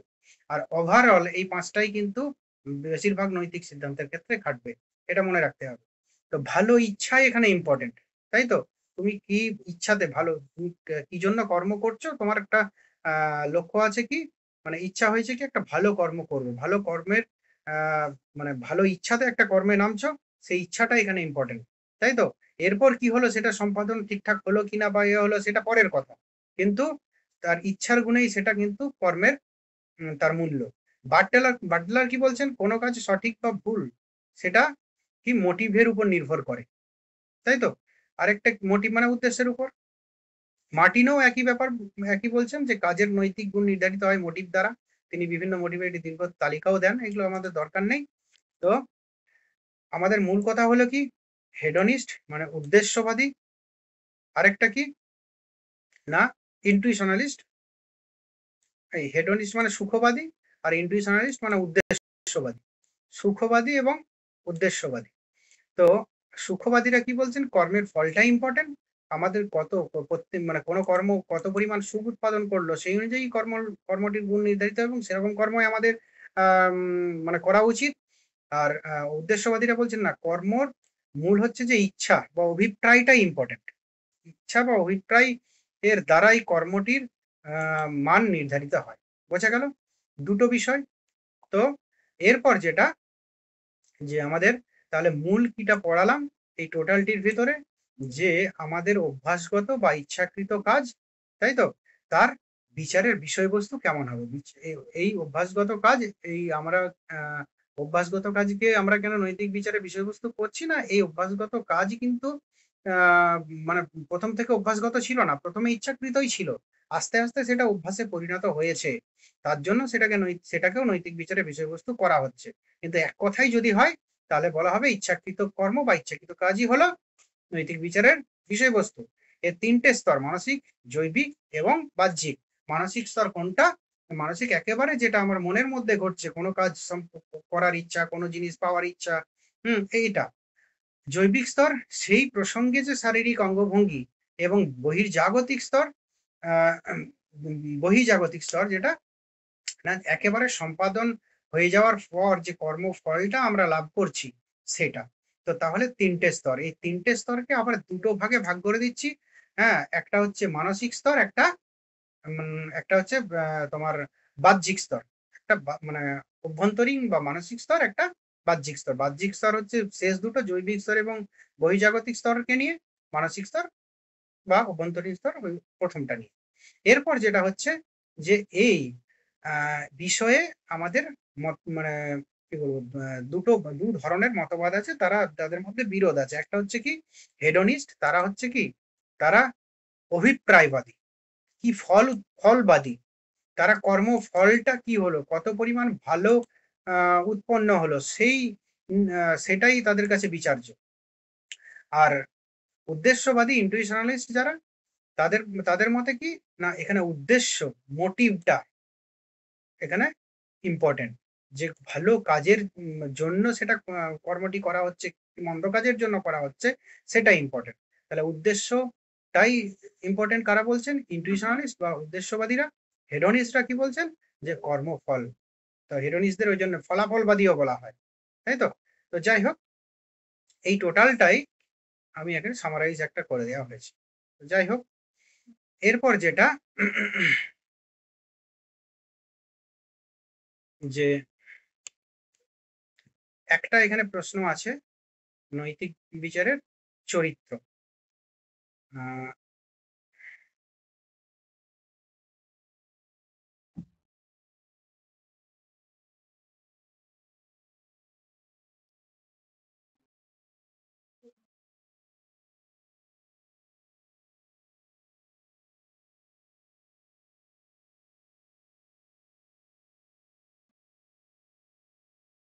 চরিত্র এইটা, যে তাহলে ইচ্ছাকৃত অনিচ্ছাকৃত কর্ম প্রসঙ্গে আমরা উদ্দেশ্যবাদী এবং অভিপ্রায় কি বলে ফলাফলবাদী, এই দুজনের মত আমরা জানলাম। এরপর কি চরিত্র বিবেচ্য কি অবিবেচ্য সেই বিষয়ে আমাদের একটু প্রশ্ন আছে, যে নৈতিক বিচারের চরিত্র এটা কি মানে আলোচনার বিষয়বস্তু বা বিবেচনার বিষয়বস্তু।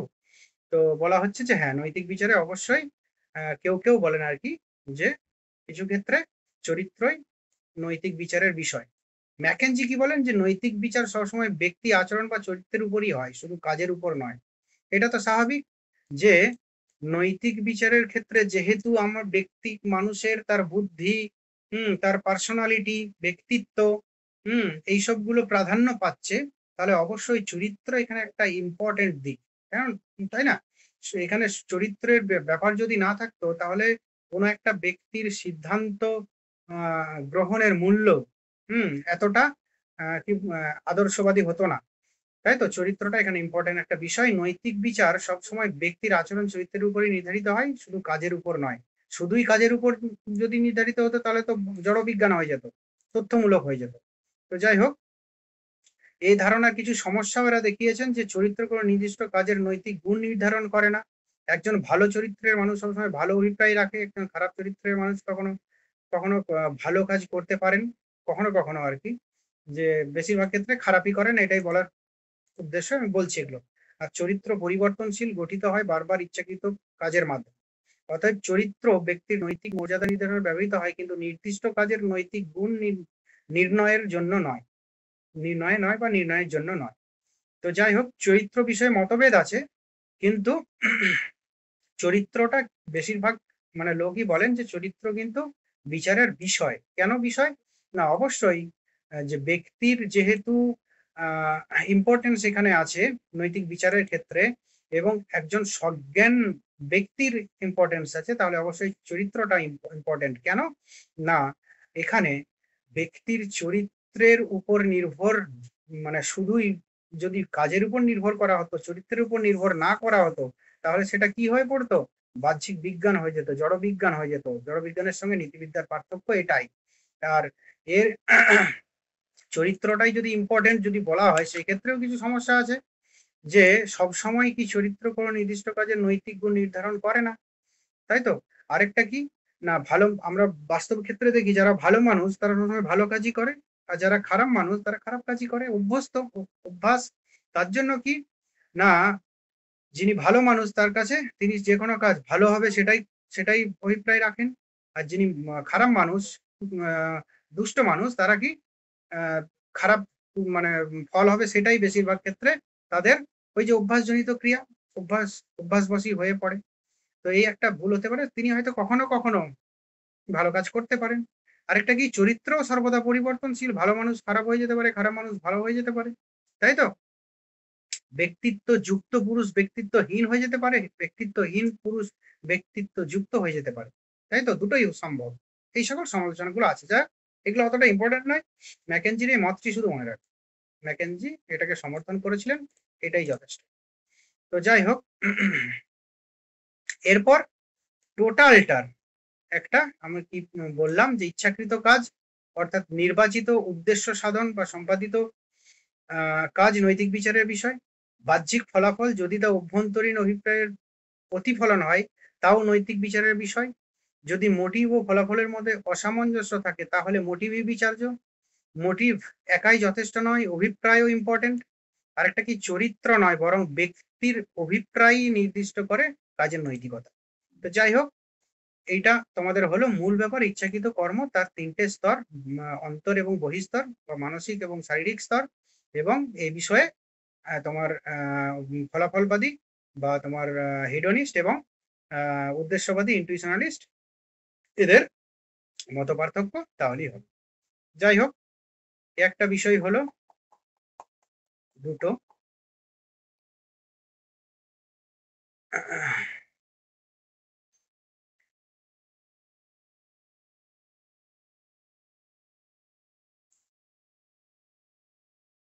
অভিপ্রায়, বলো তো এটা দেখি।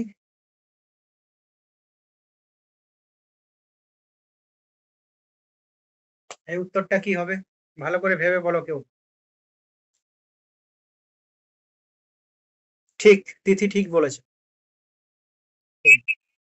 একদম, হ্যাঁ।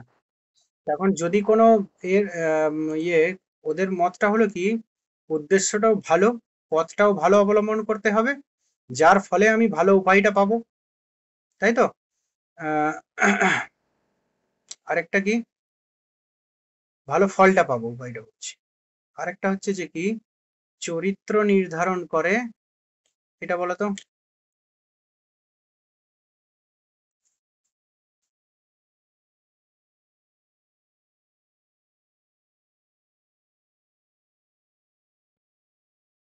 কাজের ফলাফল, ভালো করে ভাবো, চারটের ভিতরে।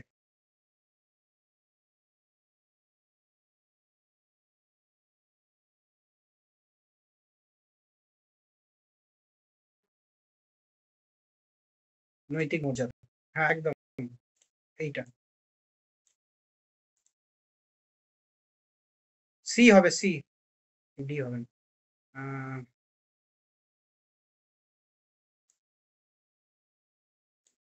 17টা বলো তো।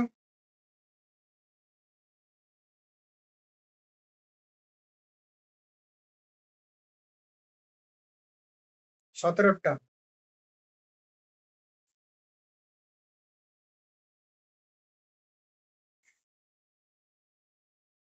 বুঝতে পারছো না? একটু আগেই পড়ালাম।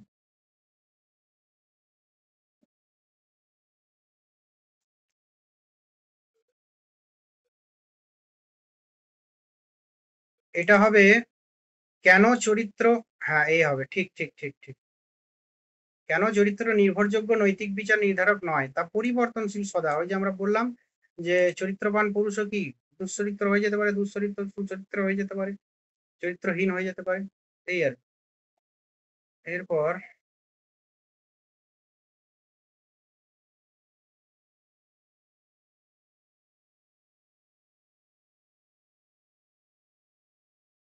এইটা বলো, 20টা।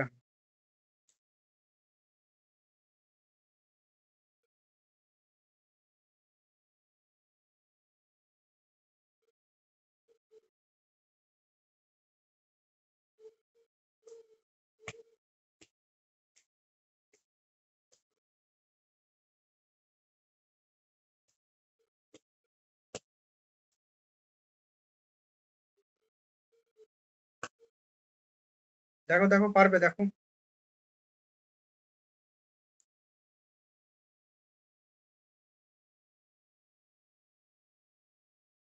সি বলেছ, আর কিছু?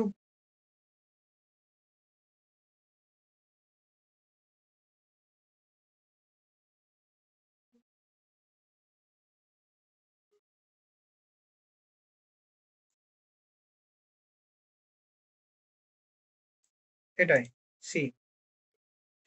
কারণ হচ্ছে চরিত্র নয়, অভিপ্রায় নির্ধারণ করে নির্দিষ্ট কাজের নৈতিকতা। এইটা কি? এটা হচ্ছে সুখবাদীদের, হেডনিস্টদের, ফলাফলবাদীদের মত। এটাই তাই, তাই তো। এটাই তাদের মূল মতবাদের অভিপ্রায়, মূল বিচারযোগ্য বিষয় এখানে। তাই তো, কত পরিমাণ সুখ দিল কোন কর্ম, সেই যেটা বেশি পরিমাণ সুখ দিতে পারে সেটাই বিচার্য বিষয়।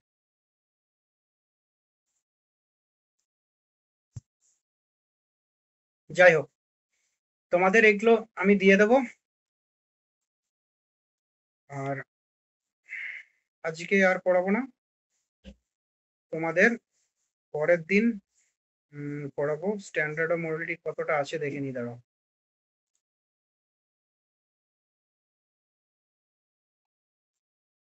আচ্ছা, আরেকটা জিনিস পড়িয়ে দেবো, তোমাদের একটু টাইম হবে?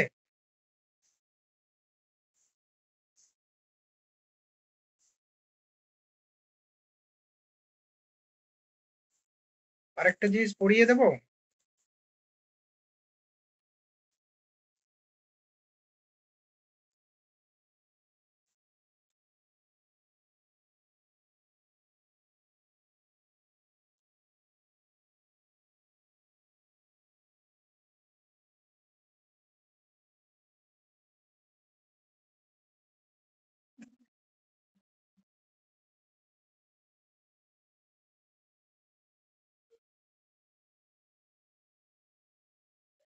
আরেকটা জিনিস শুরু করা যেতে পারে, দেখো তোমাদের যদি অসুবিধা হয় তাহলে পরের দিন পড়াবো, শনিবার। এটা বেশি ছিল না। ঠিক আছে, আজকে এই পর্যন্তই। দুটো মেটেরিয়ালস আমি গ্রুপে দিয়ে দেবো, এখনই দিয়ে দেবো তোমাদের। যারা করতে পারোনি তারা দেখে নেবে। আর রেকর্ডিংটাও দিয়ে দেবো। ঠিক আছে, তাহলে আজকে এই পর্যন্তই। কালকে পরীক্ষাটা কালকে নেব। কালকে 8:30 9টার দিকে। হ্যাঁ, কালকে পরীক্ষা নেব। আর তোমার যে কোশ্চেন গুলো বলেছো ওটা আমি দেখবো একটু পরে, তারপর তোমাকে আমি রিপ্লাই দিয়ে দেবো, ঠিক আছে? ঠিক আছে, তাহলে আজকে এই পর্যন্তই।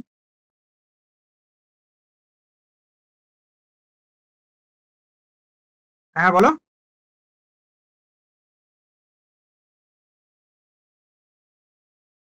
হ্যাঁ হ্যাঁ হ্যাঁ, টেলিগ্রামে দিয়ে দেবো। আর যারা আছো সবাই টেলিগ্রামে, দেখো একটা লিঙ্ক দিয়েছি এই গ্রুপে, টেলিগ্রামে জয়েন্ট হয়ে যাও। আমি ওয়েট করছিলাম আর কি, সবাই জয়েন্ট হয়ে যাক, নাহলে বারবার করতে করতে একই বিষয়। হ্যাঁ, বলো। হ্যাঁ, আচ্ছা, আরেকবার দিয়ে দেবো, ওটাতে জয়েন্ট হয়ে যাবে। টেলিগ্রামে বলছে যে ইয়েতে ফোনের স্পেস নাই না আর কি, ও ওর নিজের মধ্যেই হয়ে যায়।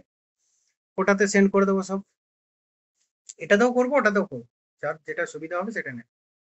ঠিক আছে, আজকে এই পর্যন্ত। কালকে এক্সাম হবে